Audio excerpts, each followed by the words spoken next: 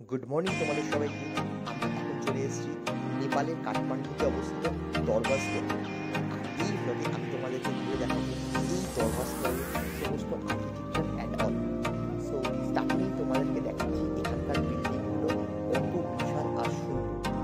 আর যতই আমরা ভিতরে প্রবেশ করব এখানকার স্থাপত্য কীর্তি দেখলে বুঝতে পারবো এই এক পৌরাণিক সৃষ্টি, সত্যি অসাধারণ এক স্থাপত্য কীর্তি বলা যেতে পারে।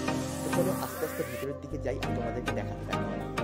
আর এই দিকে একটা বিশাল বড় চাতাল আছে, এখানে প্রচুর লোকাল শপস আছে ছোট ছোট।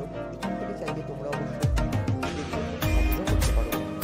আর সেই মার্কেটে দাঁড়িয়ে আমি একটা 3 piece সেলফি তুলে দিয়েছি, দেখতে পাচ্ছ। আর ঠিক তোমাদেরকে যেদিকেই চোখ যাবে সেই দিকেই ছোট ছোট লোকাল শপ। আর এইদিকেও বেশ কিছু আর্টিফিশিয়াল বিল্ডিং আছে, মানে এই এলাকায় তুমি যেদিকেই তাকাবে সেইদিকেই তোমরা ইতিহাসের সাক্ষী পাবে। আর এই হচ্ছে দরবার স্কোয়ারের রাজার রাজপ্রাসাদ, এক অসাধারণ সৃষ্টি। চলো এবার রাজপ্রাসাদে প্রবেশ করা যাক। এই হচ্ছে রাজপ্রাসাদের প্রবেশদ্বার। চলো আস্তে আস্তে আমরা ভিতরের দিকে এগিয়ে যাই।